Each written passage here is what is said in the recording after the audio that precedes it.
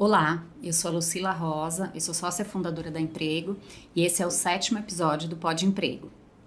Quero te convidar para curtir, compartilhar e ativar o sininho. Esse episódio tem muita correlação com o mercado e um momento bastante atual. Aproveita para curtir aí também os demais episódios já aí salvos aqui no nosso canal. Já constam aí 6 episódios, e esse é o 7º, relacionados à carreira e mercado de trabalho, com temas dos mais variados possíveis. Eu quero te convidar, esse tema é muito atual, mas já falado há bastante tempo. O Ikigai é uma ferramenta muito importante para tratar diferentes possibilidades, olhando para carreira, propósito, mercado, liderança e até dinheiro.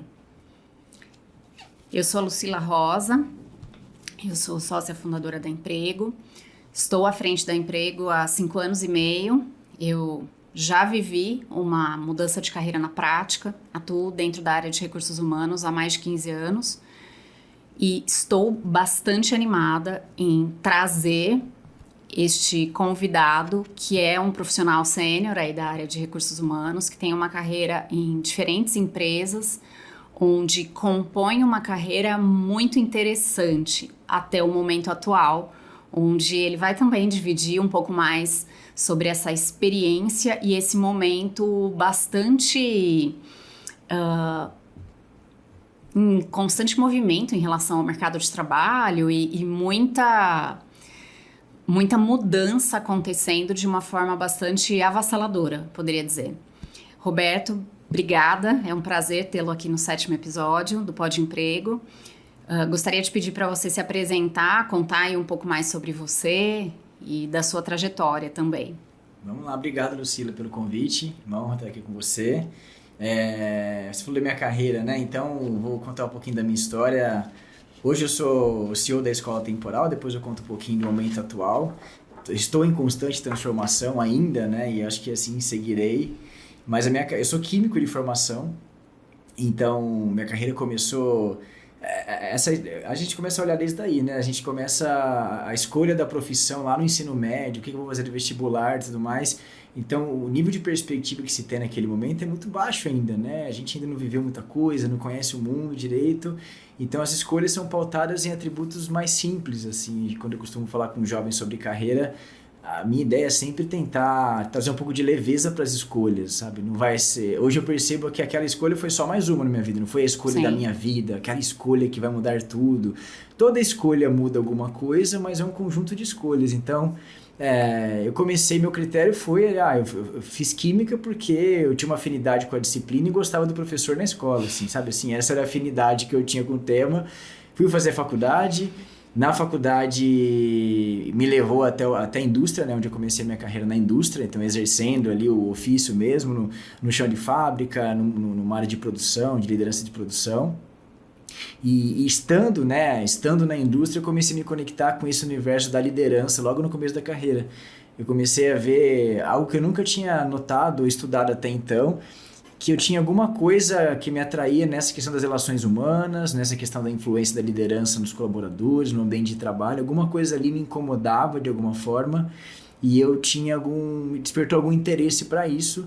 E eu comecei até a partir dos cursos de liderança que a empresa promovia na época e tudo mais, eu comecei a estudar, gostar, me aperfeiçoar e aí não parei mais de estudar o universo do desenvolvimento humano, né, desde então. Então minha carreira começou...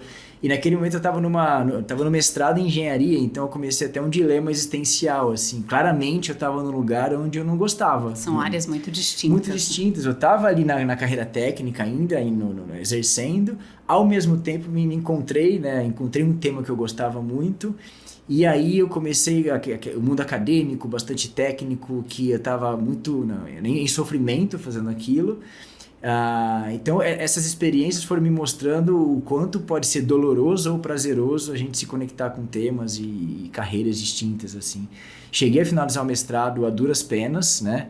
Hoje eu penso se realmente foi o melhor caminho seguir em frente, porque a gente tem dificuldade de desistir das coisas também, né? De abrir mão. Pô, já dediquei 1 ano e meio, vou ficar mais 1 ano e meio, né? Então a gente fica lá, né, persistindo em algo que talvez não tenha sido tão útil, enfim. Da indústria, depois eu fiquei 7 anos na indústria, depois me despertou um pouco da veia do empreendedorismo, eu fui empreender aleatoriamente, fui abrir negócios, franquia e outras coisas, e depois eu entrei no mercado de educação básica, onde eu fiquei mais 7 anos também em educação básica, passando por diversas áreas distintas, geralmente áreas de negócio, áreas de gestão, só meu último ciclo, que foi na Maple Bear, que foi uma área de gente de gestão mesmo, principalmente gestão de pessoas. Mas eu sempre me conectei com o universo do desenvolvimento humano a partir das áreas de negócio mesmo. Tá. Área de gestão, área de negócio e produção. Como RH, uma atuação transversal no último ciclo, onde eu consegui, eu pude ter esse privilégio de conseguir de alguma forma impactar de maneira transversal também. Então, um pouco essa da jornada, e aí, né, as coisas vão se misturando, acho que o Ikigai vai entrando na minha vida. Eu tive o conhecimento do princípio, e é um princípio, né, bastante ancestral também, há mais de 5 anos atrás. Comecei a estudar, a navegar por esse princípio e por outros princípios, que foram me levando a ter alguma autopercepção, autoconhecimento um pouco mais aflorado. E aí entendi que a paternidade era um assunto importante para mim. Estávamos até falando aqui antes da nossa da gravação. A paternidade era um tema muito relevante para mim. E essa questão de pessoas, né, de conexão com as pessoas era muito relevante para mim. Eu fui desenhando esse quebra-cabeça até que antes do meu filho nascer, né, no final de 21, eu dei esse salto. Eu pedi demissão da carreira corporativa que eu tinha como executivo para ser pai. Então foi um mês antes do Davi nascer que eu fiz essa transição, e também para começar a explorar esse novo mundo do desenvolvimento humano mais de perto, né? E eu comecei a entrar nessa carreira a partir daí, o que culminou 6 meses depois na fundação da Escola Temporal, que hoje é a minha escola de desenvolvimento humano. Então, um pouco essa da rápida trajetória de exploração, de tentativas, erros e acertos que me trouxe até esse papo de hoje aqui. Excelente, excelente. Acho que é uma trajetória super interessante até para poder chegar na escola temporal com um dimensionamento de carreira muito diferente, né? Do convencional e muito disruptivo. E com a paixão necessária, né? Não é só mais um negócio na minha vida, é um negócio nesse desenho de vida e de carreira que se conecta com os princípios que eu acredito, com tudo que eu vivi, experienciei até hoje em vida, em carreira, em trabalho, inclusive as dores que eu trago no ambiente de trabalho, nos climas organizacionais, de todos esses aspectos vividos. Eu busquei alocar na escola temporal um pouco da tentativa de contribuir, ser útil para que esses problemas de alguma forma sejam resolvidos, impactados ou melhorados. Então, é um pouco muito da minha paixão aqui, da história colocada nesse negócio também. Entendi. Acho que é algo bastante demandado pelo mercado, até por conta do momento aí que nós vivemos aí num ritmo extremamente acelerado, né? A pandemia acho que foi um marco muito importante para o mercado de trabalho, porque a partir daí as pessoas passaram a repensar muito mais carreira e olhar com um olhar muito diferente, o que culminou as empresas também, essa necessidade desse olhar muito mais apurado para as carreiras internas também. É isso. A pandemia foi um sinal, né? Foi um sinal importante, enfim, uma grande tragédia, mas para as pessoas, para os indivíduos, né, que passaram por isso, com saúde, um sinal importante, um momento de conseguir, de alguma forma, as coisas não pararam, né? Os negócios se desafiaram a se reinventar, mas as pessoas estando em casa com as suas famílias, talvez tinham mais tempo para começar a refletir, a criar perspectivas sobre coisas que talvez não criavam antes, no modus operandi automático e do dia a dia, vai para o trabalho, para o escritório e volta e dorme, cuida das crianças, e aí estando em casa talvez sobraram algumas janelas de tempo para o ócio, assim, né? E para parar e pensar sobre coisas que não pensavam, novas maneiras de se fazer negócio, novas maneiras de se relacionar com as pessoas. Então a perspectiva abre muito, e quando a gente abre perspectiva, explora, a gente descobre novos caminhos. E o Ikigai tem muito a ver com essa curiosidade constante, com essa exploração constante de possibilidades internas sobre mim, o que eu gosto, o que eu sei fazer, e externas, sobre o que as pessoas precisam, o que as pessoas estão demandando, como é que eu posso rentabilizar isso de alguma forma. Então, a gente vai explorando e conectando coisas que a gente não conectava antes, e só conseguimos fazer quando a gente para olhar para isso. Sim, né? sim. Funcionando, a gente não consegue olhar para isso. Então, acho que a pandemia foi uma oportunidade muito trágica, mas uma oportunidade para quem passou com saúde de criar perspectivas sobre coisas novas que não tinham olhado antes. Acho que foi um sinal importante. Tá ótimo. Eu queria te fazer algumas perguntas, até para pedir para você dividir aí com a gente um pouco mais em relação à sua experiência. Como que você entende que o Ikigai consegue auxiliar os profissionais aí com temas aí relacionados à carreira, direcionar as escolhas aí em relação à carreira? Legal. Vamos começar do início mesmo, né? O Ikigai é um princípio que ele é ancestral mesmo, assim, ele nunca se não sabe bem a origem, né? Não tem um idealizador, na verdade. O Ikigai, na sua origem, tem origem no Japão, né? Ele bebe muito da fonte da filosofia oriental, do confucionismo, do próprio budismo, de várias filosofias ancestrais. Ele é colocado na linha do tempo, ali mais ou menos no século XV e XVI.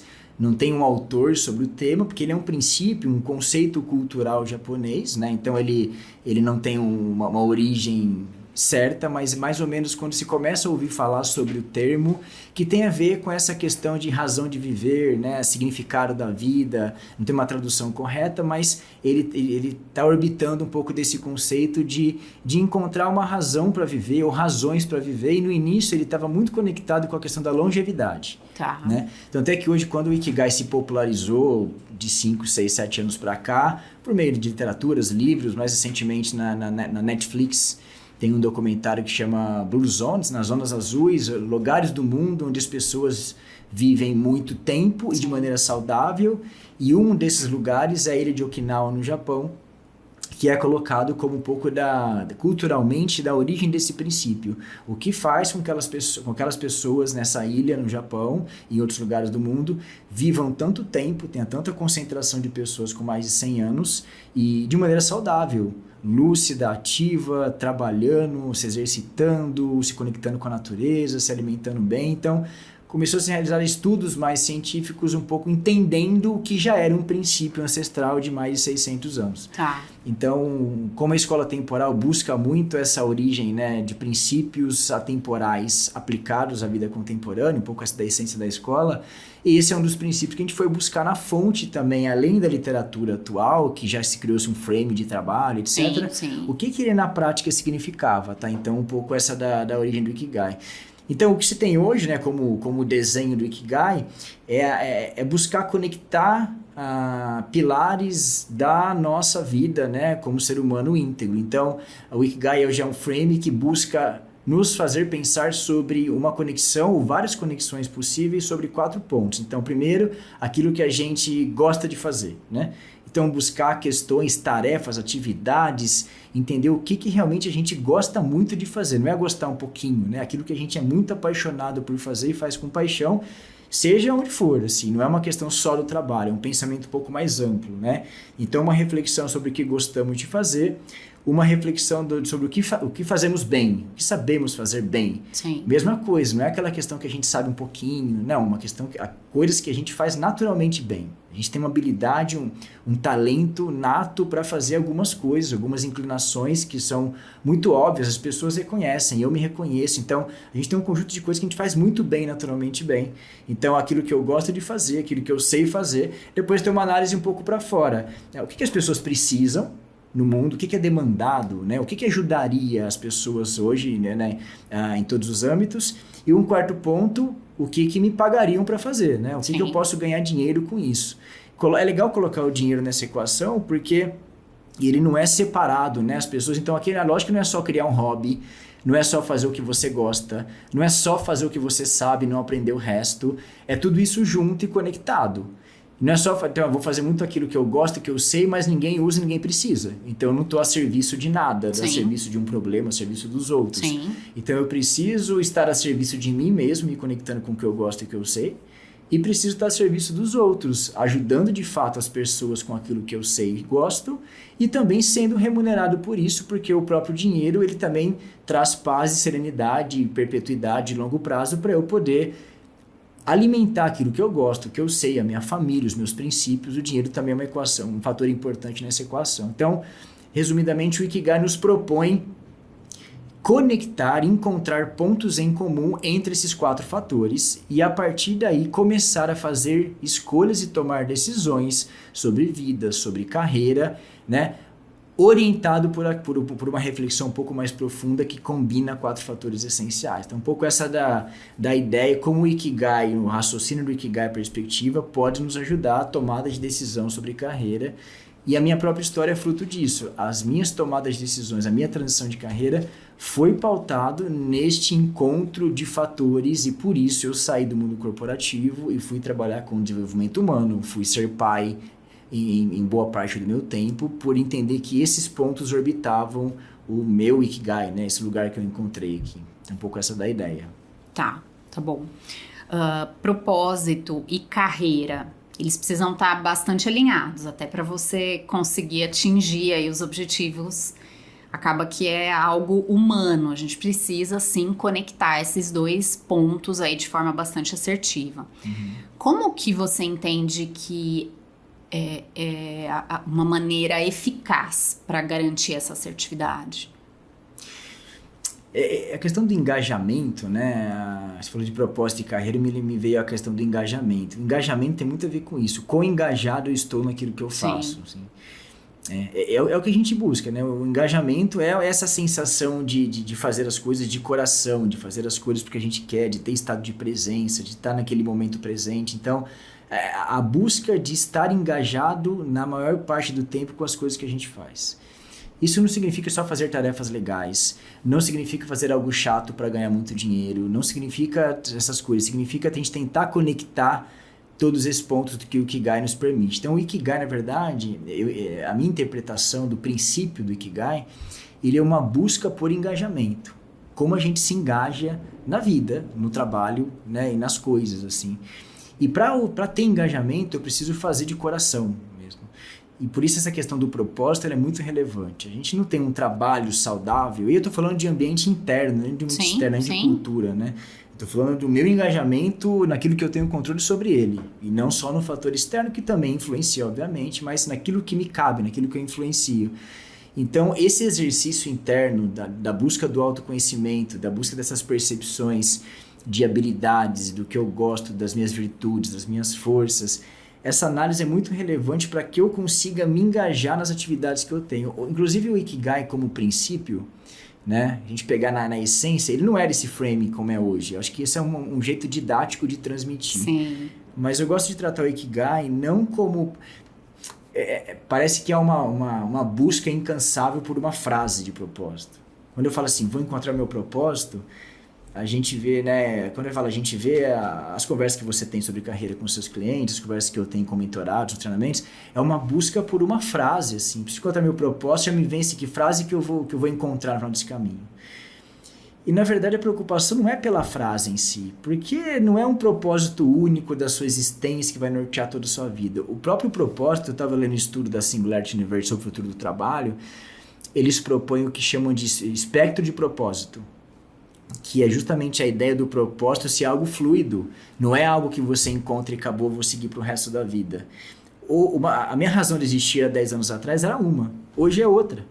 E daqui a 20 anos vai ser outra. Com certeza. E o que era a minha razão de existir há 10 anos atrás, hoje é só um hobby. E o que era um hobby antes virou propósito.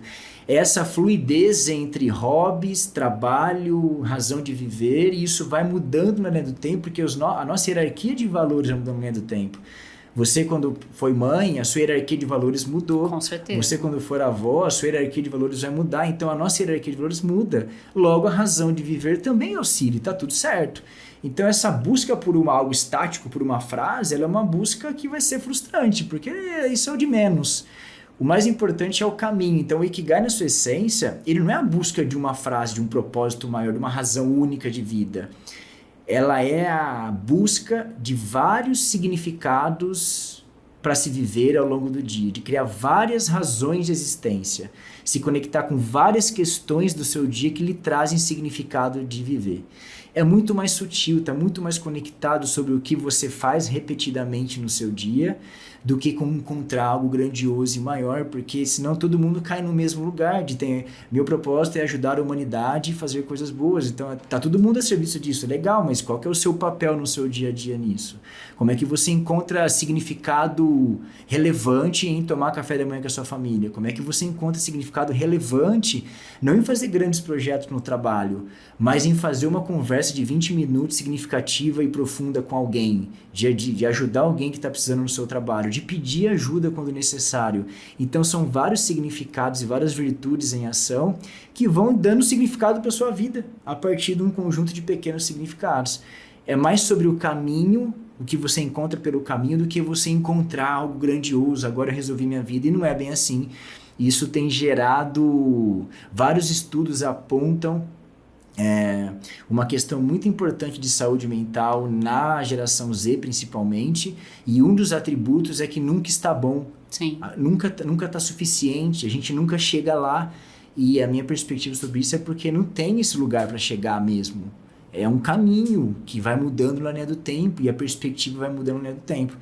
Então eu gosto de tratar mais do princípio do que o frame, porque senão fica muito automatizado, parece que o Ikigai resolve a nossa vida, e na verdade é o que está por trás disso. É a busca de pequenos significados ao longo do seu dia, do seu trabalho, na sua vida, que vai gerando um significado maior para você e para as pessoas. Então um pouco de como isso me ajudou e pode trazer uma outra perspectiva para as pessoas que estão ouvindo agora sobre essa busca incansável por propósito e tudo mais. Sim, até dentro de uma perspectiva, e aí você referiu a questão da geração Z, que é uma geração bastante inquieta, mas que cada vez mais todas as gerações estão sendo aí chacoalhadas de forma mais intensa ou não, e sendo aí necessário parar para olhar um pouco. Carreira, propósito, e dentro dessa caminhada eu concordo muito com o que você trouxe em relação a esse olhar para algo que não é o final do caminho. Vamos olhar o caminho e a direção com certeza vai mudar algumas vezes. Mas como que a gente vai conseguir orquestrar aí esse caminho de forma factível, né? E a geração é engraçado, né? Uma provocação que eu deixo. Quando é que as pessoas buscam transição de carreira, né? Você trabalha com esse movimento de recolocação e transições, as pessoas começam, geralmente, né? Estatisticamente, as pessoas buscam transições de carreira com 35, 40 anos, nessa faixa etária, depois dos 35. E como a vida é um espelho, assim, né? As mesmas pessoas que criticam a geração Z, que é uma geração que se movimenta muito, que está trocando e buscando toda hora algo novo, explorando, experimentando e curiosa, há um julgamento das gerações anteriores com a geração Z, nesse sentido, as pessoas não querem trabalhar, elas não se engajam, elas estão buscando, elas trocam de emprego muito. Alguns comportamentos desse movimento de exploração, mas na verdade me parece muito um olhar espelho da vontade de fazer o mesmo em alguns momentos. Sim. Tanto é que as trocas de carreira, as transições de carreira acontecem, não é na geração Z, é quem já está na geração YX que está olhando aquele movimento, se incomodando, porque também se incomoda de algum movimento de carreira. Eu acho que eu estou com vontade de buscar também, e as pessoas começam, a partir de um novo momento de vida, nos seus 35, 40, 45, seja qual for a idade, a entender, eu acho que eu preciso de algo mais. Não é só trabalhar para ganhar o dinheiro. Eu preciso buscar outras conexões, porque no final todo mundo quer viver bem. Sim. Quer sentir bem-estar, não, né? De alguma forma. Então, um pouco desse julgamento, é uma provocação que eu sempre faço, um pouco desse julgamento com a geração, talvez seja um próprio desconforto e vontade de fazer de quem está julgando também, no sentido desse movimento curioso, de exploração, não é irresponsável, é um movimento de busca de engajamento genuíno, é busca de engajamento real com o que se faz. Então, um paradoxo interessante, né? Transições de carreira são feitas por pessoas de geração Y e X, as mesmas que criticam a geração Z, que busca constantemente se engajar em questões sutis, diferentes. Então, não tem certo e errado nesse movimento, é tudo sobre buscar engajamento. Acho que sim, concordo. E até dentro dessa questão de expectativa, já se tem estudos que dizem que a partir de 2025, e 2025 já é o próximo ano, nós vamos ter aí um apagão de posições, a geração Z já vai representar aí de 25% a 30% do universo aí de mão de obra ativa no mercado de trabalho. E aí, muitas dessas pessoas não querem ir para um mercado formal, e muito mais empreender ou estar com uma atuação por projetos, com outros tipos de atuação, para que consigam, sim, esse drive de qualidade de vida, de outras questões pessoais também. Ou não assumindo posições de liderança, que não é para todo mundo. Uhum. Que essa é uma questão, né, eu tenho lido bastante sobre isso, né, o não desejo da geração Z de assumir posto de liderança. Sim. E tem alguns pensamentos sobre isso também, né? Tem uma questão de, cara, não é legal essa perspectiva de não é um caminho único, não é uma regra do jogo. Não. Eu não preciso exercer posições, quando a gente fala de liderança nesse caso, é cargos de gestão, Sim. né? Não preciso ser supervisor, gerente, diretor para ser feliz. Eu posso trabalhar com outras questões que estão mais conectadas com o que eu sei fazer, com o que eu gosto de fazer, as pessoas precisam e me parece que tem coisa boa por aí. Então, a lógica do engajamento mudou, a perspectiva do engajamento. Por isso que o Ikigai, mesmo sendo um princípio ancestral de mais de 600 anos no mínimo, falo no mínimo porque ele tem mais, na sua essência, mais de 2.500 anos, quando a gente fala de confucionismo, é 2.500 anos atrás. E como que as pessoas estão colocando esse olhar para outras perspectivas, a não ser aquele caminho único que é nascer, crescer, casar, ter filhos, aposentar e morrer. Era a única trilha possível. E dentro do trabalhar eu tenho que ser, né, colaborador, analista, depois supervisor, gerente talvez, de um diretor, e correndo logo para me aposentar rápido, porque eu vou cansar, né? Essa perspectiva de curva de existência mudou radicalmente. Então as pessoas estão a todo momento, inclusive o princípio do Ikigai, na sua essência, ele é um princípio do não aposentar. Olha que paradoxo interessante, não aposentar. Que tipo de atividade, ofício que eu posso fazer, que eu toparia fazer pela minha vida inteira? Sem ter essa ânsia de parar. Sim. Que eu não quero parar, inclusive. Pode diminuir ritmo, mudar como eu faço, respeitar a idade, respeitar o corpo, mas eu continuo ativo. Então, estar ativo é um princípio essencial da longevidade saudável do Ikigai, que é a origem. Então, isso tem muito a ver com a aposentadoria, com a lógica de que trabalha muito, perde a saúde, mas uma hora eu vou parar. E, na verdade, a gente está vendo que não vai ser assim. Não adianta a gente se revoltar. O governo está esticando a idade de aposentadoria. Meu Deus, quando chegar a minha vez, vou me aposentar. Galera, esquece.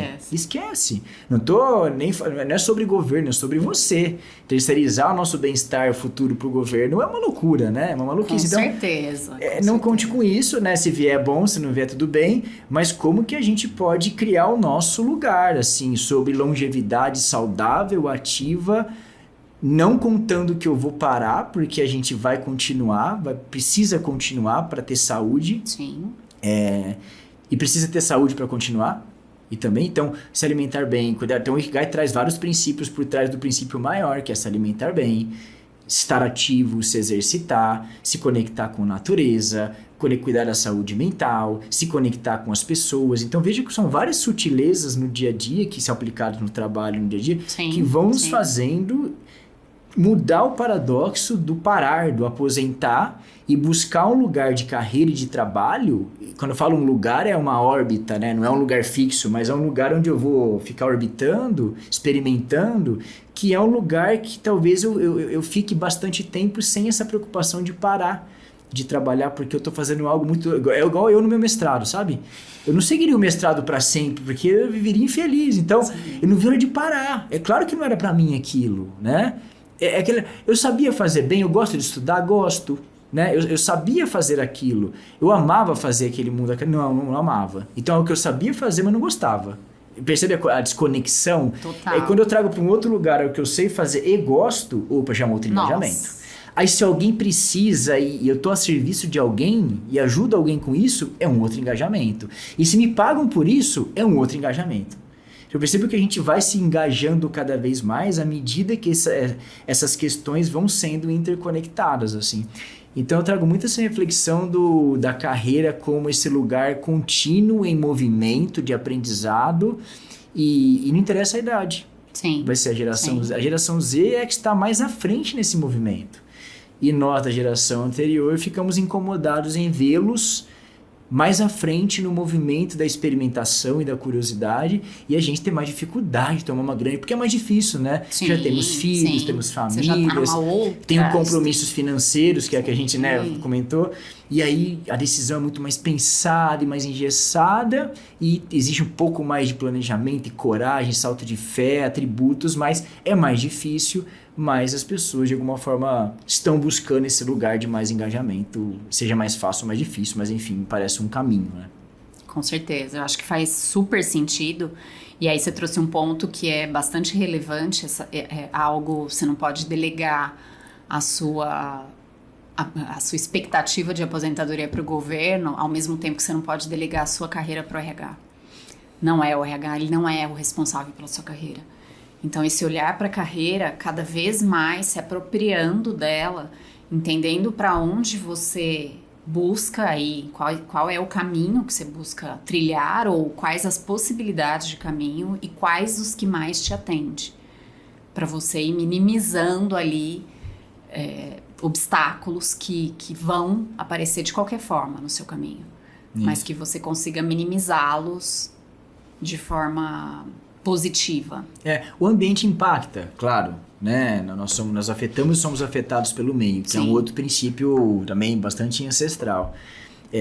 Não dá para negar que nós sofremos influência do meio e não dá para negar que também quem está com a gente sofre a influência das nossas atitudes. Certeza. Então isso acontece. A cultura empresarial, a cultura do ambiente de trabalho, as políticas dos recursos humanos podem potencializar, ajudar o movimento? Podem, mas elas podem contribuir e potencializar. Não são o centro, não é a essência, não é o que eu possa terceirizar. Por mais personalizado que a gente busca, mais personalização, contato com a singularidade, com o indivíduo que as empresas tentam buscar, e são poucas, mas algumas estão tentando chegar nesse nível, ainda assim quem conhece melhor sobre você mesmo é você, né? Não tem mais ninguém que vá conhecer. O dever de conhecer bem sobre você e dar as direções para você mesmo é seu e não mais ninguém, né? Sim. É de cada indivíduo. Sim. Então, e quando eu tô naquele movimento, naquela empresa onde eu tô desengajado, e o desengajamento não é algo intencional, assim, apertar o botão e acabou. Né? Parei de fazer, vou boicotar. Isso não é verdade. Ninguém sai de casa para sacanear ninguém. Ninguém sai de casa para ser infeliz. Hoje eu quero ser infeliz. Não é verdade. Então, parece óbvio, mas é um princípio pra gente lembrar que quando a gente vê alguém desengajado, cabisbaixo, ou cometendo uma falha que não cometia antes, não é sobre intenção. A pessoa fez de propósito, essa geração não quer nada com nada. Não é sobre isso, a pessoa está desengajada. E sim, a liderança pode ter um papel importante nisso, o RH também, para tentar até servir aquela pessoa, ajudá-la para que ela consiga encontrar o seu caminho. De novo, ou ela está fazendo algo que ela não gosta, ou ela está fazendo algo que ela não sabe, ou ela está fazendo algo inútil, que assim, ela sabe, ela gosta, mas ninguém não ajuda ninguém. Ela não vê, sabe assim, intenção naquilo. A quem eu estou servindo? Eu não vejo o cliente usando, não vejo ninguém usando. É só uma tabela. Qual a finalidade disso? Ou está sendo injustamente remunerada. De novo, voltamos para o Ikigai. O desengajamento vem quando aquele colaborador, no ato do seu ofício, ele está desconectado com um ou mais desses pontos. E a gente pode conversar sobre isso. A gente pode rotacionar esse trabalho, mudar o jeito de fazer, conectar essa pessoa com o propósito do trabalho. Ações muito sutis de como... Vem cá ver o cliente usando o que você faz. O cliente usando o aplicativo que você desenvolve. Vem cá ver a outra área usando esse arquivo que você fez, esse tema que você fez. Ver utilidade naquilo que você fez no seu serviço já aumenta o nível de engajamento. Isso é científico também. Você se aproximar da causa, para times de back-office principalmente, né? Tá muito longe da causa. Sim. Ficar mais perto da causa te faz elevar o nível de engajamento, porque você vê que aquilo que você faz tem utilidade e você já volta fazendo com uma outra energia. Então eu percebo que são sutilezas no dia a dia que vão direcionando não só o que a gente faz, mas o como a gente faz. Então, às vezes a solução não é mudar de carreira, não é mudar de empresa, mas é mudar o como a gente faz o que a gente faz. Pode estar até mais perto do que a gente imagina de um grande movimento. Então, é um pouco dessa provocação do que está incomodando de fato e talvez a solução seja mais sutil do que parece, né? Eu concordo, super concordo, e com esse olhar aí bastante atento, né? Do gestor e da própria pessoa. Sim, para ambas as partes. É bastante normal em determinado momento de vida que o profissional busque esse redirecionamento. E eu tenho visto com cada vez mais frequência os profissionais buscarem, e até profissionais que já são aí bastante sêniores e já passaram por uma carreira executiva de 30, 40 anos e que hoje olham e falam, nossa, eu não cuidei da minha carreira durante a minha vida toda. E agora eu busco uma recolocação e eu não sei por onde começar. Como que você entende quais as dicas que você daria em relação a esses profissionais que buscam esse redirecionamento de carreira com esse olhar do Ikigai? Uma boa pergunta que me remete a duas... Eu vou direto na sua pergunta, depois vou puxar um pouco de princípios assim também. De novo, né? A gente volta, a pessoa, ela trilhou, ela tem uma bagagem importante, uma experiência adquirida ao longo da carreira, então ela tem um conhecimento, ela sabe fazer coisas. Acho que o ponto, né, que a gente... Então, o saber fazer tá mais claro para as pessoas que estão nesse patamar. Sim. Então, eu tô lá quase nesse movimento de 20, 25, 30 anos de carreira, 40 anos de carreira, então muito mais claro o que eu sei fazer. Porque a experiência acumulada, adquirida, a vivência, a experiência prática nas coisas, me remete a um conjunto de coisas que eu sei fazer. Mas não necessariamente me remete a coisas que eu gosto de fazer. Porque essa pessoa que está com uns 40, 50, 60 anos, ela não gosta das mesmas coisas que ela gostava há 30 anos atrás. Então é quase que... Eu falo quase porque não é, né? Porque o saber, a experiência acumulada é muito relevante. Agora a gente precisa pintar os outros lados do quadro, que são diferentes. A necessidade financeira é outra. Né? Nesse momento de carreira, a pessoa talvez pode estar ou pode não estar satisfeita financeiramente, ter recursos, ter seus investimentos, enfim, ter suas rendas. O que se gosta de fazer é diferente. E o que as pessoas precisam é diferente de 30 anos atrás. Então, perceba que a cada momento é quase que uma nova tela em branco. Sem descartar a importância é um quarto do processo da percorrida. Você sabe fazer coisas. Como eu coloco isso agora conectado com o que você gosta de fazer? Porque você não quer ser mais um executivo. Você está buscando outra coisa, né? A pessoa está buscando outra coisa. Sim. Então, vamos olhar em atividades do seu dia a dia, em coisas que você... Que tipo de atividade você gosta? Então, no meu caso, como executivo, nessa reflexão, estou trazendo exemplos para trazer esse paralelo. No ato das minhas 40 horas de jornada semanais... Que horas que eu estava muito engajado no que eu estava fazendo, sabe? Fazia naturalmente do coração. Eu sentia que eram momentos que eu estava treinando, desenvolvendo a equipe, conversando, tendo conversas individuais ou com grupo. Esse era o momento do dia ou da semana que eu estava totalmente engajado. Olha que é um recorte muito pequeno de uma atividade de um diretor corporativo. Então, fazer reunião, fazer projetos, falar um monte de coisa, mas o que eu ficava muito engajado é quando eu estava desenvolvendo a equipe, treinando, e falando, e conversando, e ouvindo as pessoas. Esse lugar para mim era mágico. Então eu fiz esse recorte, trouxe para cá. O que é isso? Não sei que carreira é essa, mas é um lugar. Sim. Então perceba que a gente vai recortar. Então, quando você era executivo, o que você gostava de fazer demais, assim? Que tipo de atividade te deixava muito conectado? Traz esse recorte. Me parece que tem aqui lugar, coisas que você ama fazer, dentro de um contexto maior. Então, se você sabe fazer isso, tem uma vivência no mercado X, YZ, sabe dessa coisa, fez recorte do que você ama fazer. Agora você pega, como é que você pode deixar isso a serviço dos outros, do bem maior? O que as pessoas precisam em torno disso? Como é que você torna isso útil para as pessoas? Dá acesso para as pessoas àquilo que você sabe e faz com paixão. E você começa a desenhar um formato de trabalho. Isso é uma consultoria? É um treinamento? Será que é uma plataforma? Será que é um livro que eu posso escrever? Será que é como executivo mesmo que eu contribuo e vou voltar para o mercado? Sim, Será sim. que é... Perceba que são formatos de trabalho que vão cobrindo essa nova reflexão, que é diferente do que quando você era executivo. E no final, legal, e ainda como é que me pagam por isso? Aí eu trago uma reflexão muito relevante, né? Você me permite, Lucila, sobre o que me pagam por isso. Uma coisa que foi muito importante para mim, e eu trago como talvez um ponto, um pré-requisito para você falar sobre Ikigai, sobre o que gosta, é que tipo de vida você quer ter. E não tem certo e errado, assim. Escolha consciente de que patamar de vida, padrão financeiro. Sim. Que tipo de vida você quer ter? Você estaria bem? Você quer viajar? Você quer viajar para fora do país? Você quer ter bens? Você quer ter carro? Você quer comprar uma casa? Você quer morar num lugar menor? Que tipo de bens, que tipo de acessos, que tipo de questões você quer ter? Você quer estudar em Harvard pagando? Ou você quer fazer cursos livres e gratuitos pela internet?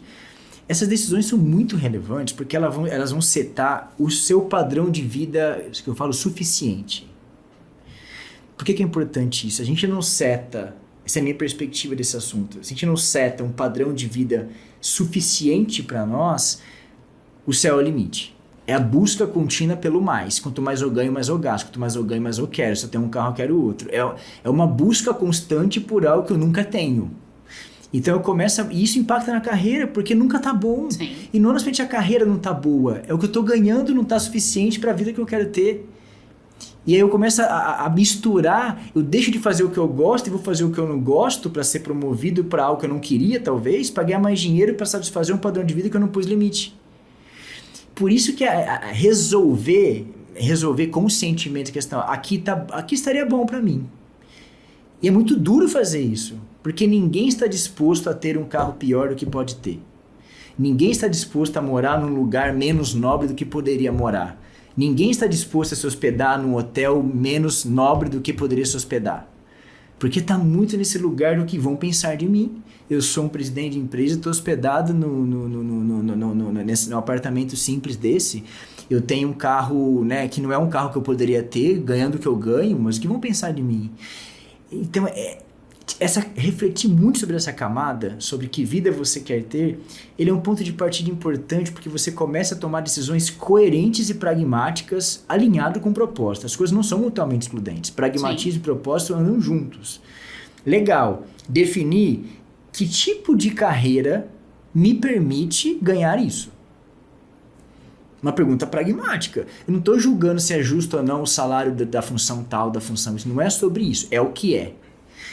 Que tipo de carreira? Então eu quero ter um padrão de vida de X mil reais. Esse padrão para viajar uma vez por ano e para ter um carro X são de X mil reais por mês. Legal. Se eu trabalhar nessa carreira aqui para sempre, essa carreira não me paga isso. Não adianta eu ficar nesta, eu preciso olhar para outra, para outro lugar. Olhar para mercado. Olhar para outro lugar. E se eu quero transitar para esse lugar, eu preciso me capacitar, explorar, aprender coisas novas. Eu começo a derivar decisões não pautados no dinheiro em si, no quanto mais melhor, mas pautado num padrão de vida que eu gostaria de estar, um padrão suficiente. Que pode ser um padrão pequeno, médio, grande, GGG, não interessa, não tem certo e errado. É aquilo que te faz bem. E os valores pessoais são diferentes. Não é correto pensar que as pessoas querem cada vez mais dinheiro. Isso não é verdade. As pessoas, né, a provocação é que elas tomem consciência do quão dinheiro gostariam de ter para satisfazer algumas questões que ela gostaria de satisfazer. E a partir daí, tomar decisões pragmáticas de carreira, sem deixar de lado aquilo que gosta e aquilo que sabe. Você consegue exercer aquilo que gosta e aquilo que sabe em vários tipos de carreira possível. Eu posso exercer, por exemplo, né, quando a gente fala de virtudes humanas, eu posso exercer bondade e gentileza atendendo o cliente ou sendo diretor de empresa. Sim. Não tem certo e errado, mas né, qual função vai te pagar aquilo que você quer ter? Se é essa aqui, se é como analista, como coordenador, se aqui tá bom, se essa remuneração atende, se é como consultor, como empresário, não interessa. Mas ter um número em mente para se orientar te reduz essa angústia de ter cada vez mais, comprar cada vez mais coisas. O céu é o limite. Quanto tá bom? Até onde tá bom? Até quando você vai abrir mão de coisas que você gosta para ganhar mais? O que você norteia as escolhas? E se ganhar mais tem que ter um limite. Seja qual for o limite. Sim, pode ser muito alto, mas ele precisa ter um limite para que você tenha o centro das escolhas em princípios e não no bem, no recurso, no alcançar. Então é sempre uma reflexão que eu faço sobre o próprio Ikigai, trazendo pragmatismo para o Ikigai. Que padrão de vida você quer ter? Que tipo de carreiras podem lhe oferecer isso? E a partir daí, o que você gosta, que você sabe que poderia colocar isso a serviço das pessoas? Né? Aterriza muito isso na prática do dia a dia, no pagar as contas, no pagar os boletos, que é importante, mas de uma maneira que propósito e pragmatismo caminham juntos, né? E não em opostos. Sim. Olhando até dentro desse mundo tão prático, onde as coisas quebram e descartável, né? Hoje a gente vive num mundo quebrou, compra outro, tá velho, precisa de um novo. Então, até nesse teor da necessidade para poder averiguar o que é sim necessário, o que não é dentro do que você tem como objetivo de vida. É isso. É o que é útil para você, né? De novo, é sobre consciência, né? Fazer escolhas conscientes não é replicar as fórmulas dos nossos antepassados. Não é porque os nossos pais, nossos avós faziam escolhas dessa maneira que eu preciso fazer também. Então, é parar para pensar sobre isso, sobre outras perspectivas, é agradecer pelo que veio, pelo que a gente chegou até aqui, aos nossos pais, nossos avós, mas começar a ter consciência de que tipo de escolhas são mais úteis para mim daqui para frente no novo cenário, no novo contexto, com novos valores, né? E por isso as coisas estão cada vez mais fluidas, né? Não é a desmaterialização da tecnologia, né? Hoje o que a gente tem na palma da mão no celular, eu consigo não ter bem algum e consigo morar, ter carro, comer, satisfazer todas as necessidades sem ter nenhum bem, nenhum ativo, só com o celular na mão.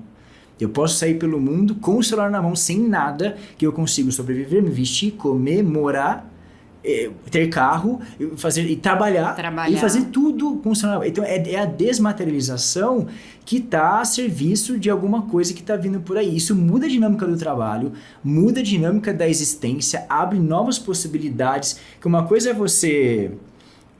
Né, como países fechados, né? Sim. Como vivem as populações de países muito fechados, como a Coreia do Norte? Elas não sabem o que existe fora. E por isso, para elas ali, seja a vida possível. E a hora que começam a descobrir o que existe fora, como outras economias que se abriram, as pessoas começam a demandar coisas diferentes, porque elas começam a ver. E a gente está vivendo num momento aqui de descobrir que existem outras possibilidades de trabalhar, de viver, de se relacionar. E isso gera desconforto, gera incômodo, gera estranhamento, mas é o que é. Eu falo que é a ciência da aceitação. Precisamos aceitar a realidade, a primeira coisa. Em segundo, fazer escolhas com base nessa aceitação. Se eu negar a realidade, eu vou ficar eternamente resistindo ao que é, né? Enfim, e é o que vai ser também. Até olhando para esse processo de transformação bastante acelerado, dentro dessa perspectiva, onde que você entende aí como próximos passos dessa transformação intensa que nós estamos vivendo? Olhando para o mercado de trabalho. Com certeza a gente, né, tem perspectivas e zero respostas para esse tipo de visibilidade, assim. Mas eu vou trazer de novo princípios para essa reflexão, assim. Por isso que a gente traz na escola temporal princípios atemporais, que são o estudo, né, muito baseado em princípios que superam a linha do tempo. Sim. Aqueles que superaram 2000 anos e possivelmente vão superar mais 2000, esses não vão mudar, né? O próprio Ikigai é um que tem sobrevivido à linha do tempo. Então, quando a gente fala, por exemplo, de a gente construir... Você trouxe um ponto muito importante, assim, me trouxe essa história, né? Eu não fiz isso conscientemente, mas eu percebi a importância disso quando eu fiz a transição de carreira. A sua transição de carreira é feita todo dia. A todo momento. Você está construindo todo dia. Sim. Né? Eu tenho um professor, um colega de profissão, o professor Romeu Buzarello, que ele fala: as pessoas que você encontra na subida são as mesmas pessoas que você encontra na descida. O quanto a gente tem que tratar bem as pessoas na subida, porque são elas que vão nos ajudar na descida, né? E descida e subida não significa coisa boa, coisa ruim, mas é caminho, né? São momentos de vida. Eu senti isso na pele quando eu fui fazer o movimento de carreira.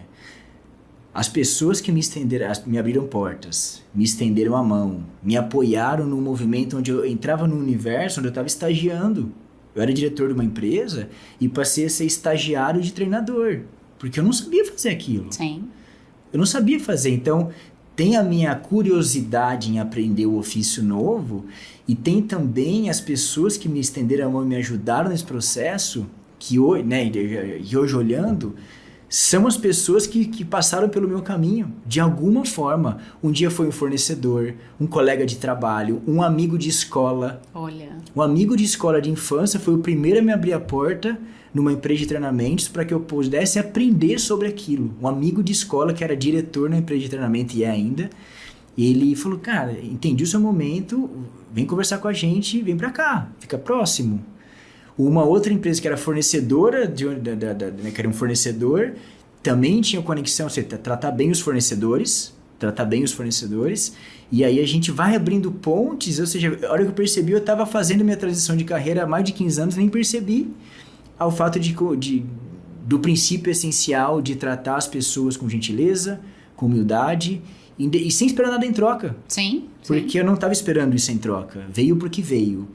Mas a vida devolve quando você não espera. Então, para quem está em carreira, você está fazendo sua transição de carreira o tempo inteiro. À medida que você aplica princípios muito essenciais e básicos na tratativa com as pessoas, com os projetos e tudo mais.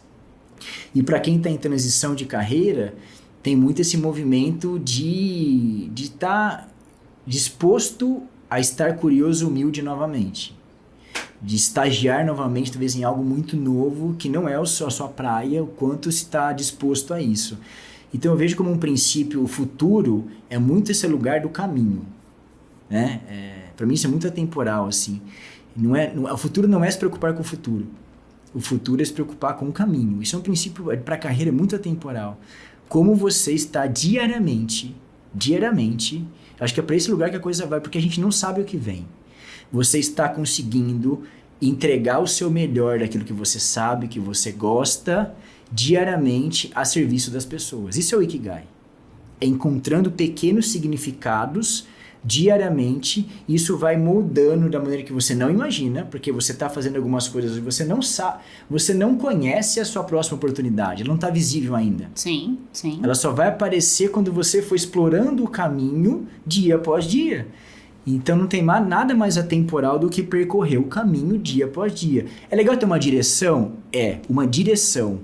Planejamento de carreira passo a passo é ineficaz hoje, porque eu não sei que caminho é esse. Sim. Não é mais um caminho único. Então coordenador em 2 anos. E os planos eram feitos assim, são feitos assim.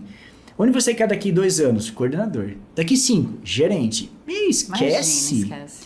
Mas 90% das empresas fazem isso ainda, porque é o modus operandi. Então, é a caminhada diária, criando significados durante o seu dia a dia, independente do que você faça hoje. Crie significados reais, úteis para você e para as pessoas que você está impactando no seu dia a dia.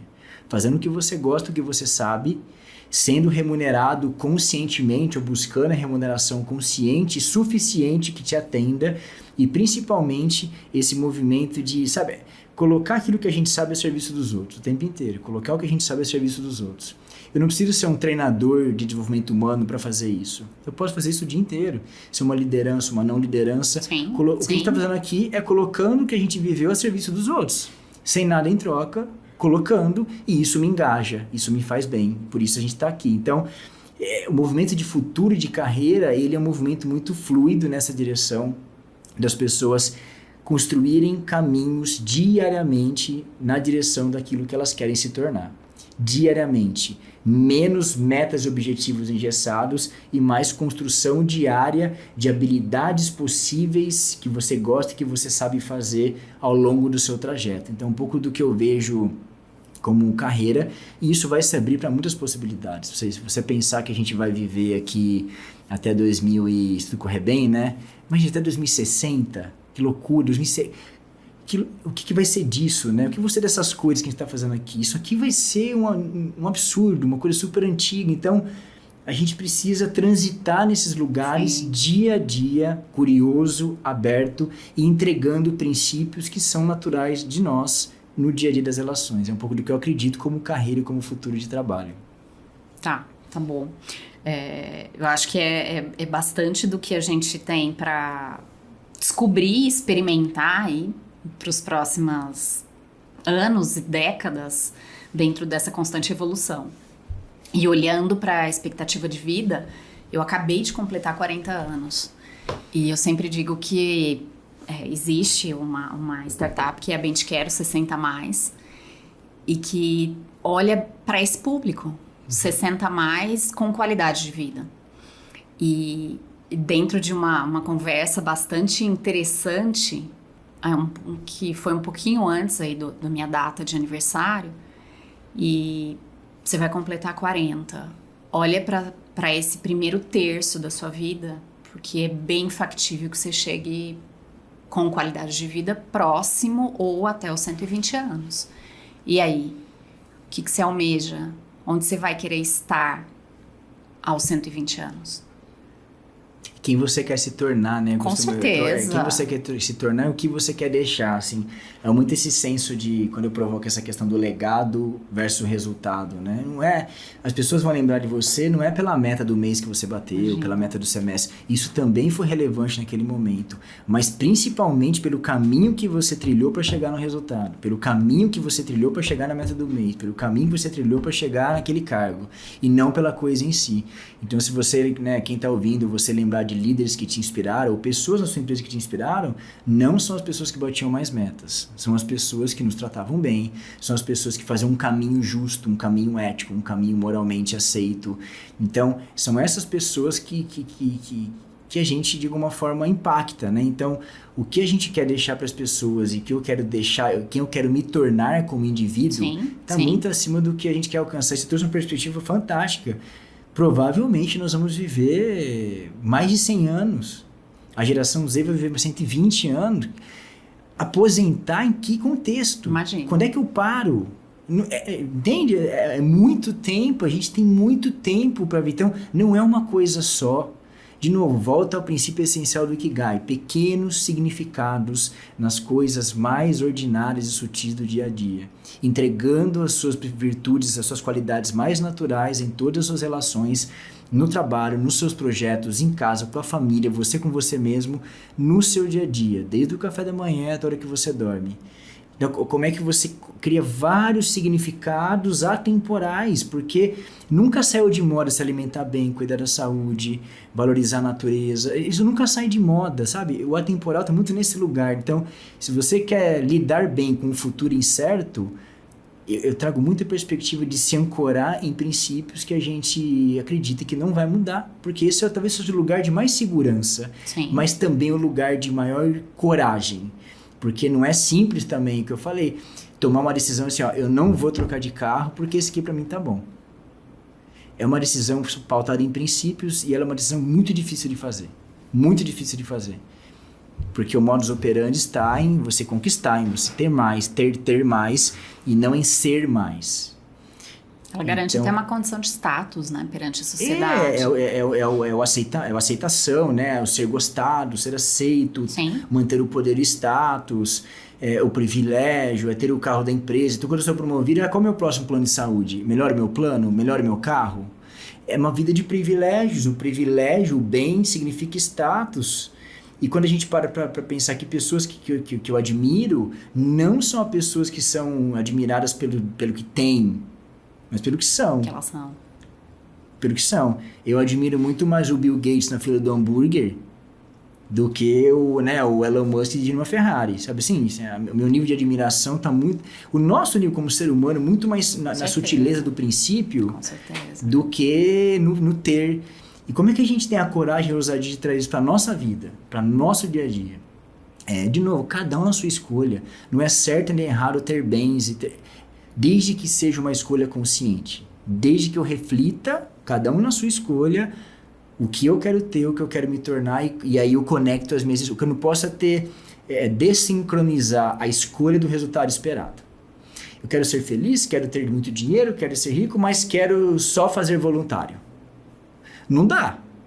É muito nobre o trabalho, mas você não vai ser feliz. Eu preciso conectar essas coisas. Como é que volta? Reconecta essa equação. E eu vou encontrando caminhos coerentes e conscientes de que minhas escolhas estão na direção daquilo que eu quero me tornar. Eu preciso ter essa conexão para que eu possa, de fato, ter engajamento na caminhada. Eu estar engajado com o caminho. Então, não há nada mais futurístico para mim do que a gente buscar engajamento no presente. No estado de presença. Para mim, o futuro é estado de presença. É engajamento e conexão com o caminho. Para mim, é um pouco do que eu acredito sobre bem-estar e futuro do trabalho. Assim. Tá ótimo. Acho que são pontos, nossa, assim, que me brilham os olhos olhando para essas possibilidades e o quão trazendo esse tom de simplicidade que a gente precisa efetivamente olhar para esse caminho, para essa construção de caminho e para essa leveza e fluidez necessária para transitar entre esse caminho, dia a dia. Né?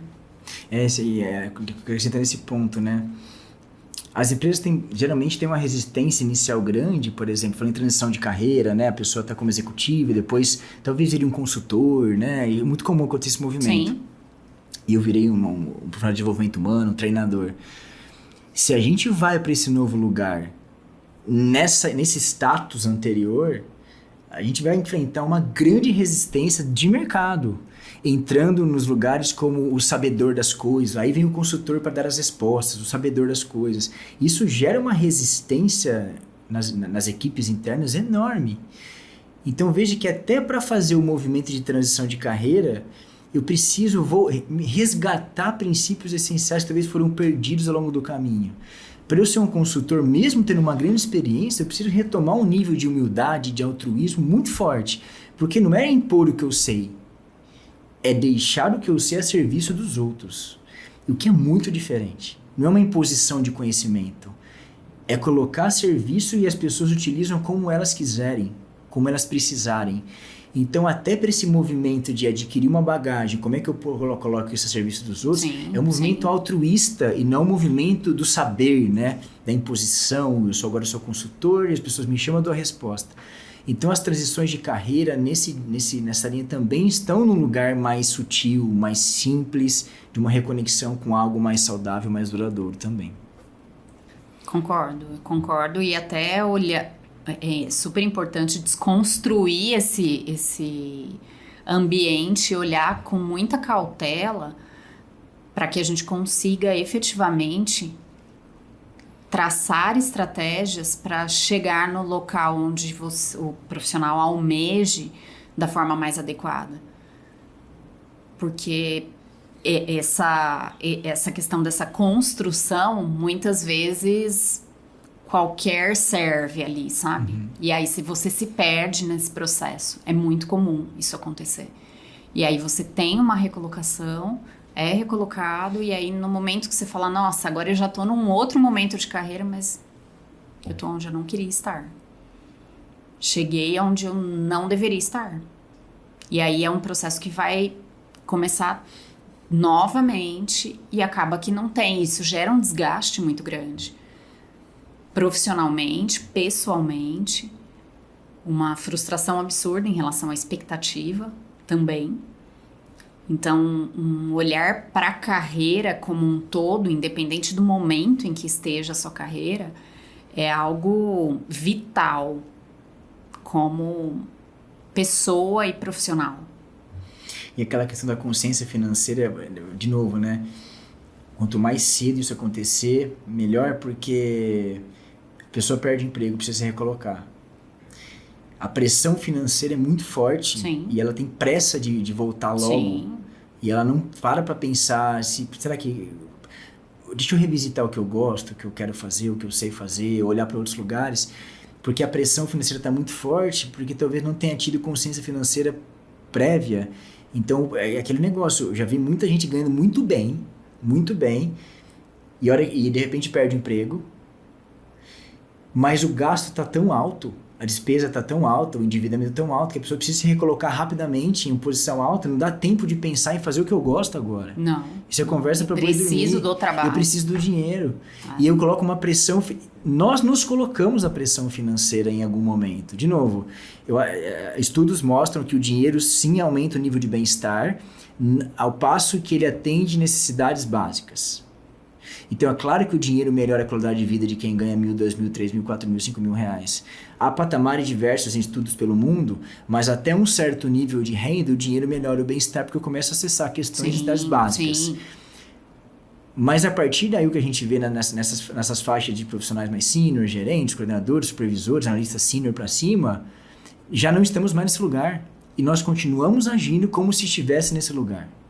Como se mais dinheiro fosse trazer mais bem-estar. E eu não seto essa expectativa e eu vou sempre tomando decisões centradas num lugar onde não vai me trazer, talvez, bem-estar. Não consigo fazer escolhas conscientes com um boleto para pagar amanhã. Então é importante pensar nisso o quanto antes, setar essa suficiência para que você possa tomar decisões cada vez mais conscientes, né? Ninguém vai ser livre do dinheiro, mas pelo menos você tem ali uma suficiência e consegue tomar decisões mais pautadas em princípios do que no alcance das coisas, né? Enfim. Tem aí uma passagem bem interessante, assim, de quando pouco tempo depois que eu iniciei na área de recursos humanos, eu trabalhei durante um período, já há bastante tempo, eu trabalho com recrutamento de executivos, e anteriormente era um drive muito forte, remuneração é o primeiro quesito para avaliação aí de uma movimentação. Uhum. E algo já nos primeiros contatos já era um tipo de abordagem ali para que o profissional, para que ele fosse engajado, que sim, haveria essa possibilidade. E aí posso dizer, há uns 4, 5 anos atrás, isso tem mudado muito. E trazendo muito mais esse drive do desafio, olhando para uma perspectiva muito maior. E assim, posições já de liderança, olhando o desafio, quem é esse reporte direto? Quanto que ele é inspirador para minha carreira? O quanto que ele vai me engajar, eu sei que na minha carreira não é responsabilidade dele, mas o quanto ele vai me engajar a manter essa busca diária para a entrega de resultados acima do esperado, para que eu seja efetivamente um outstanding aí interno. Com quem eu vou trabalhar, né? É uma pergunta nova, de alguma Totalmente. forma. Né? Totalmente. E você vive na pele isso. O engajamento tem muito a ver. Tem uma questão de flow, né? Que é até um estudo sobre... você se engaja mais quanto maior o desafio e eu tenho habilidade para fazê-lo. Então, como você falou, eu estou buscando um desafio muito grande naquilo que é a minha praia. Isso gera um engajamento gigantesco, né? Cientificamente falando. E tem um terceiro fator que depende do meio, que é o que você falou, do poder fazer, de ter autonomia, de ter liberdade. Então não adianta eu saber fazer e querer fazer se eu não posso fazer. E o poder depende de com quem eu vou trabalhar. Sim, eu posso fazer? Eu vou ter realmente a autonomia que eu preciso para exercer essa minha potência máxima? Então, o poder fazer depende muito com quem você trabalhar, o quanto desapegado esse líder está, o quanto a serviço ele está para que as pessoas cresçam. Então, eu fico feliz em saber que as pessoas estão olhando para isso, né? Para um movimento bastante saudável, inclusive para as carreiras e para as empresas. Sim, sim. Considero muito interessante todo esse movimento, afinal de contas, dentro de perspectivas muito diferentes, acompanhando esse movimento aí a longo prazo. Então, olhando para diferentes segmentos, olhando para diferentes níveis. Eu sempre digo que é um processo de amadurecimento e cada vez mais olhando para a possibilidade do desenvolvimento. Cada profissional olhando aí para suas carreiras, deixa eu entender essa questão do aprendizado e do desafio. Eu mesma, eu olho para minha carreira e falo, a cada projeto, a cada profissional assessorado, projetos novos aí que são assumidos. Qual é o tamanho desse desafio? Qual o valor que a emprego vai gerar para esse cliente? Seja ele pessoa física, jurídica, independente. Então, está muito atrelado. E cada vez mais ele precisa ser superior à expectativa. Porque senão você acaba fazendo mais do mesmo o tempo todo. Você se torna uma padaria ali, vendendo pão dia a dia. E você fez uma reflexão legal do seu trabalho agora, porque esse negócio do engajamento e do Ikigai, do propósito, de novo, não é uma linha, uma obtenção eterna. Cheguei lá, cheguei no meu Ikigai, estou engajado para sempre. É um exercício diário de engajamento, de auto-engajamento. Sim. Você acabou de fazer. Eu preciso, às vezes a gente também se desengaja. Tem dia que eu tô desengajado, cara, hoje eu não tô legal. E nesse momento a gente retoma, de novo, me conecto com a causa. Pô, que tipo de benefício eu estou gerando para essas pessoas? Qual o tamanho desse desafio? O quanto o que eu sei fazer contribui para esse desafio? É um exercício de auto-engajamento também, de relembrando a que causa servimos, o que a gente faz bem, o tamanho do desafio que nos aguarda. A gente precisa fazer essa reflexão diariamente, porque não é uma coisa conquistada e pronto. Não. E em algum momento, aquilo que você gosta de novo, o espectro, o que você gosta de fazer hoje, daqui a pouco caramba, eu descobri uma nova coisa que eu gosto muito e você quer colocar essa outra coisa, tá tudo certo. Sim, Não tem a ver com dispersão, pode ser que faça sentido conectar. Então, é atenção a todo momento a esse espectro, né? Essa observação, para você se reengajar o tempo todo, porque engajamento é vida. Engajamento é a vida em movimento, é o bem-estar em movimento. E engajamento é estado de presença, engajamento é percepção constante, reflexão constante, de reconhecer que nós também nos desengajamos, a gente também vai ficar desmotivado, e como é que eu me reconecto com aquilo que é essencial para que eu me engaje novamente. Que isso não vem de fora, né? Motivação extrínseca. Imagina. Vou numa palestra para me motivar. Vai na palestra com outro objetivo, a motivação vem de outro lugar. Você vai aprender, vai ter insight, mas o reengajamento vem numa reconexão com essas questões que envolvem o próprio Ikigai. Então, é um movimento muito constante, independente de onde você esteja. Trabalho com o que eu gosto, legal, mas todo dia eu preciso me reengajar, eu preciso lembrar da causa, eu preciso lembrar do que eu estou fazendo aqui, do que eu sei fazer, descobrir coisa nova. É um movimento diário e constante, que é um movimento sem fim do autoconhecimento, da autopercepção, né? Com certeza, acho que é algo bastante vital, até para que você não perca de vista aí qual que é esse propósito que te trouxe até aqui, né? E entender essa jornada até hoje, e para que você consiga dimensionar qual que é esse próximo step de carreira, onde que eu busco estar daqui X período de tempo. Isso aí. Então, e vitalidade, né? O Ikigai é sobre vitalidade, né? Longevidade saudável. E vitalidade é movimento. É movimento. Tá em movimento. Isso está muito enraizado no princípio básico de viver bem muitos anos, né? Eu acho que é fundamental. E até porque não tendo vitalidade, você vai ter ali sérios problemas com essa questão relacionada aí ao atingimento de todos esses quesitos que compõem aí o Ikigai. Um impacto direto. Isso aí. Como que você consegue dar exemplos aí, compartilhar exemplos em relação a como que você utiliza o Ikigai na sua vida? Tem a minha história, essa história pessoal que eu te contei, a partir desde antes, né, quando eu tive contato com a ferramenta. Eu tive 2 grandes impactos de vida com o Ikigai, assim. Primeiro no nível de hábitos pessoais, saúde mesmo, saúde física, mental, emocional e espiritual.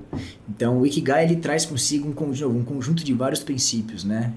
Não sempre foi aquela equação que a gente conhece hoje, que foi popularizado e cresceu, mas ele traz consigo vários princípios de alimentação saudável, de práticas, né, de movimento, de exercícios, práticas diárias de exercício físico, de cultivar o relacionamento saudável com as pessoas, o quanto a gente cultiva a relação com as pessoas intencionalmente, cultiva as amizades, cultiva as relações no trabalho positivamente. Então, ele me trouxe uma conexão com a natureza. Eu nunca tive, né, nunca fui, até me conectar, até entender um pouco disso, a importância. Eu nunca tive uma grande conexão com a natureza, a partir de então eu comecei a me interessar um pouco mais pelas questões, pela água, pela terra, pela montanha, pelas questões que a natureza permite e como é que a gente observa a natureza e a partir da natureza extrai princípios importantes também, aprendizados. Então, o Ikigai traz um conjunto de saberes e hábitos que a partir daí eu comecei a incorporar isso no meu dia a dia de diversas formas, mudando até meu estilo de fazer as coisas, até os lugares que eu viajava, o interesse mudou a partir de novos hábitos. Então tem uma questão de princípios e tem a minha história de vida na transição de carreira, né, que foi pautada basicamente nos princípios do Ikigai, essa descoberta, essa curiosidade de explorar novos áreas, fazer recortes da minha atividade corporativa, entender as minhas virtudes mais essenciais, isso envolve muito autoconhecimento, assessment, por exemplo. Eu gosto de trabalhar, né, eu sou estudioso da psicologia positiva e a psicologia positiva é muito pautada no uso máximo de suas virtudes mais naturais. Sim. As pessoas sentem mais bem-estar, vivem melhor, conforme conseguem colocar mais no seu dia a dia as suas forças pessoais e virtudes mais naturais. É um foco em forças e não em fraquezas. Tem um teste do Via Character que mede isso, que te dá um pouco dessa lógica, o que você faz naturalmente bem, e com essa consciência, como é que eu coloco mais isso no meu trabalho. Então, o meu jeito de dar treinamento, de gravar podcasts, ele está muito enraizado naquilo que eu faço mais naturalmente bem, né? Que é trazer algum nível de simplicidade, leveza, que é dar um tom de provocação, até de humor, mas de otimismo.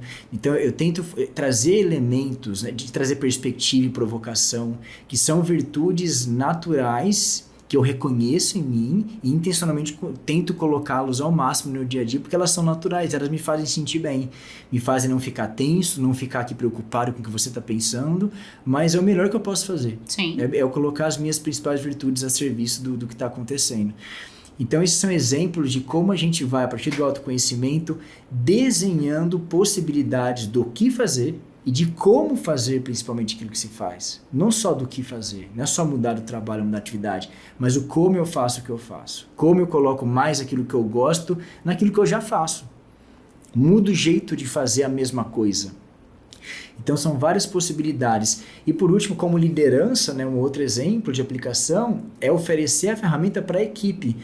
Porque tem até uma ferramenta que a Escola Temporal também, né, junto com um parceiro chamado Mapa de Talentos, promove, que é o Job Crafting, que é o redesenho do trabalho, pautado numa das premissas do próprio Ikigai. É você colocar a ferramenta a serviço do seu time para eles reinterpretarem aquilo que eles gostam de fazer e não estão conseguindo fazer naquele lugar. Aquilo que eles sabem fazer e não estão aproveitando naquela equipe. Aquilo que eles poderiam ajudar mais as pessoas e eles não estão ajudando como poderiam. Então, a partir daí eu provoco novas discussões de redesenhar o jeito de fazer as coisas naquela equipe a serviço do resultado. Eu chegar no resultado de outras maneiras, colocando mais as virtudes naturais, mais o que eu sei fazer e a serviço de mais pessoas, só abrindo a possibilidade de redesenhar o próprio trabalho. Então, o nível de abertura é legal porque olha como o ambiente vai influenciar. Nossa. Então, a partir daí eu tô com a abertura do meu líder para fazer de jeitos diferentes em prol do mesmo objetivo que a gente tem da companhia. Não é sobre cada um fazer o que quer. É todo mundo alinhado com o objetivo, mas redesenhando o jeito de fazer as coisas a partir das premissas, por exemplo, do Ikigai, do autoconhecimento de suas forças. Então, essas são maneiras de se usar na liderança, consigo mesmo, nos seus hábitos pessoais.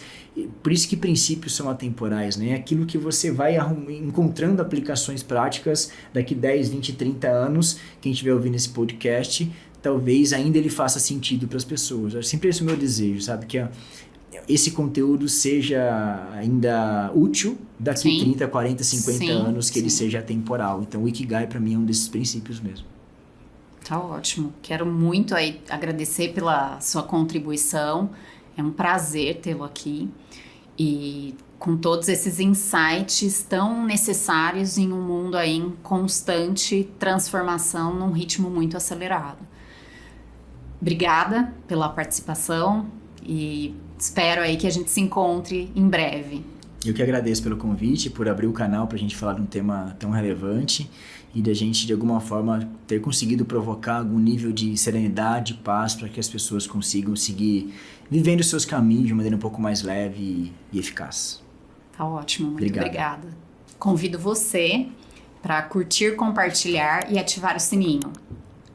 Te espero no 8º episódio. Até mais!